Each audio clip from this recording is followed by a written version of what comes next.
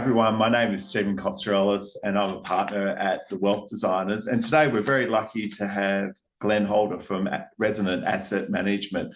Now, Glen looks after our SMA portfolios here at the Wealth Designers.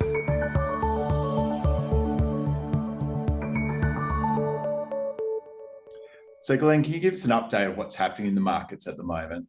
Yeah, sure, Stephen. So the markets have been going quite strongly.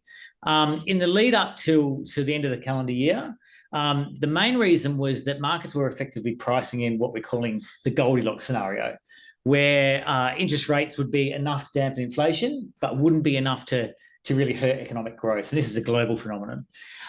Essentially, what has happened, though, since the end of the calendar year, markets have sort of priced in the fact that rates won't be cut as quickly. So although markets or equity markets have stayed strong, bond markets have started to retrace. One of the reasons is I think markets are a little bit overly optimistic about the pace of future rate cuts.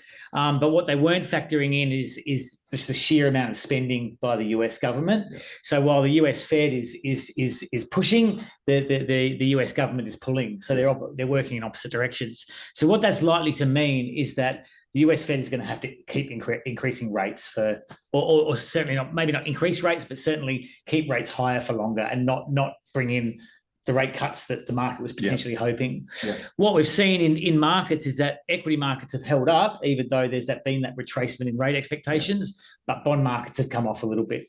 Yeah.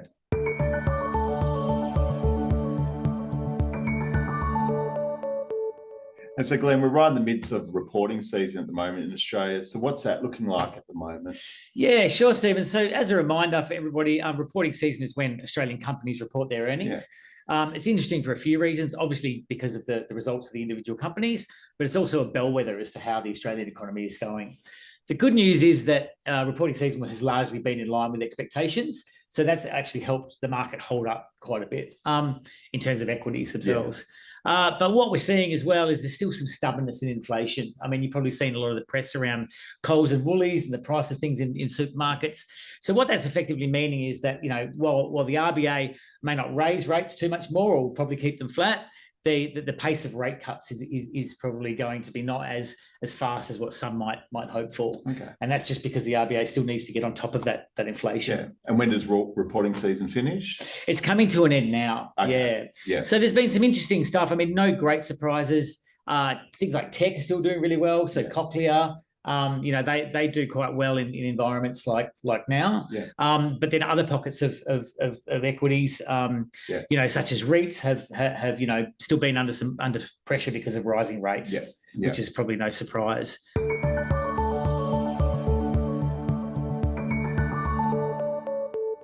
So how are we positioning the portfolios, like for TWD and Resonant? What are we doing for our clients looking forward?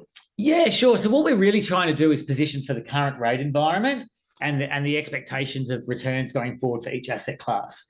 So we're a little bit cautious on the optimism still around the pace of rate cuts. You know, while interest rates may have reached close to their peak, we don't think they'll come down as quickly because there's a lot of stubbornness around inflation. Yeah.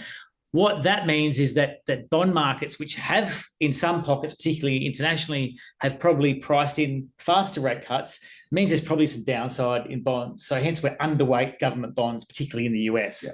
In Australia, the bond market isn't priced so unrealistically. So we're underweight government bonds. We're what we call at-weighted equities. So we're sitting around benchmark weight. So that means we're relatively comfortable with equity valuations. But what we're doing is we're sitting in certain pockets. So we're staying in what we call quality growth companies. That goes for Australia and internationally. So, you know, that gives us exposure to things like US tech, stocks like NVIDIA that have been reporting really strongly. Yeah. So that's sort of the tilt in equities. We're also, you know, being opportunistically taking advantage of some pockets of value. Yeah. So one area where there's quite a bit of value, for example, is small cap international equities. Yeah. So we've put a fund into the portfolios that takes advantage of that. Yeah. The other thing which we're doing is we're really diversifying the portfolios. We are cognizant that, you know, rates are high and that does create some pockets of risk in the economy. So we're making sure the portfolios are really diversified. One of those things is to go into alternatives funds or being a little bit overweight alternatives. what they are is they're funds that aren't as dependent on strong equities and strong bond returns. And they really give us that diversification. The other good thing is because rates are higher, those sorts of instruments are now returning a higher return than what they otherwise did. Yeah. Great. Thanks, Glenn, for your time. No problem. Thank you.